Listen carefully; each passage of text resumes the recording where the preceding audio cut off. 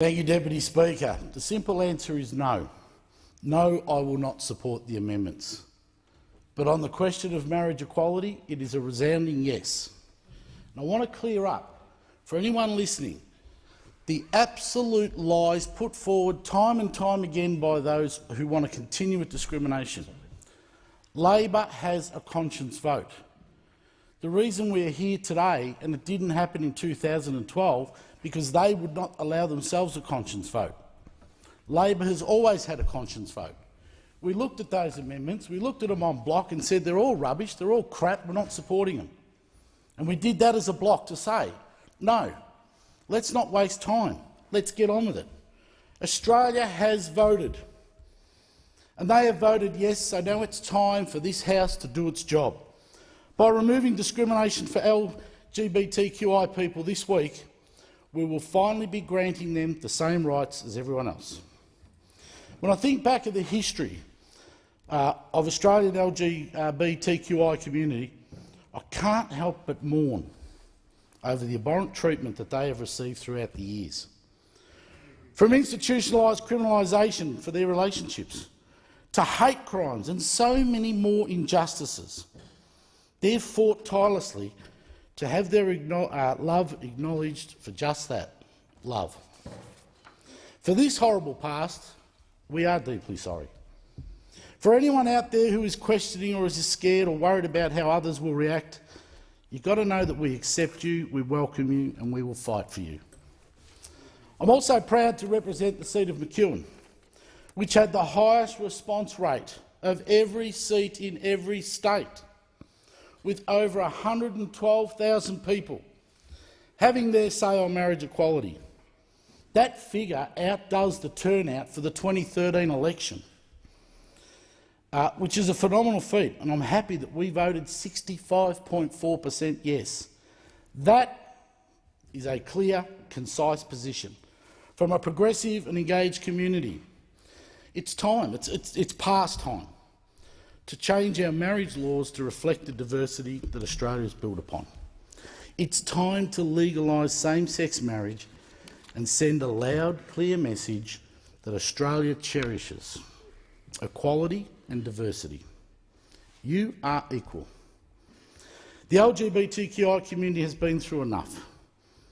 The postal survey was a demoralising exercise, and it did impact on the mental and physical health of thousands of Australians. The survey, not a plebiscite, a survey conducted by the Australian Institute of National LGBTI Health Alliance has just shown us how deep this hurt has been. The number of verbal and physical assaults against LGBTQI people doubled during the postal survey. During that survey, anxiety, depression and stress rose by over a third. And our PM says he's proud of that achievement, he's proud of that survey. He is wrong to celebrate all the unnecessary hardship he has inflicted on the LGBTQI community and the mental strain that his actions resulted in. This week he stood here praising the survey, how great it was, what a wonderful thing he did, whilst totally ignoring the hurt, the pain and the division he created because of his weak leadership. I hope that soon the PM, for the first time in his political career, will have the courage of his convictions and vote yes for marriage equality. Make it clear, and in support of the powerful message from Rob Stoddart-Junkie, we got here in spite of the Prime Minister, not because of him. We've seen the distribution of amendments. These amendments are a smokescreen to dilute discrimination laws, amendments to put one group above others in our law. What we are seeing is amendments put forward under the guise of religious freedoms, funny enough, by the same people over there who want to ban the burqa. So they want religious freedoms, but they want to ban the burqa. They're not about religious freedoms, but they're about pushing one religion above all others. And as Section 116 of the Constitution says, we have freedom from religion in our laws. Now, we have freedom for people to practice their religion, but it is not freedom to impose it on everyone else. Now, they might not want their churches to participate in same-sex marriages, and they have the right to choose not to, and I'll support that right for the churches. But it doesn't mean you stand in the way of marriage equality or discriminate against people. It's time to say enough's enough. The postal surveys happen. It's our responsibility to legislate to support the overwhelming positive responses from the Australian people. I don't support exemptions for celebrants based on their personal religious views. They are already covered by Section 47 of the Marriage Act and can refuse to marry any couple. But I'm not going to let my personal views on this point stand in the way of this legislation. We have put the LGBTI community through so much unnecessary pain. I think about all those Canberra couples who invested their time, their energy and love to get married just to have it ripped away by a government hell-bent on promotion of discrimination. Think of them just 1 minute. Think of the pain and the heartache those opposites caused. In my work and in my personal life, I've had and still have some great, incredible LGBTIQ friends. And their stories have motivated me strongly to support this legislation. Even the two blokes I met at the Wallen Market a little while ago, 40 years they've been together. 40 years waiting for the opportunity to celebrate their love like everyone else has.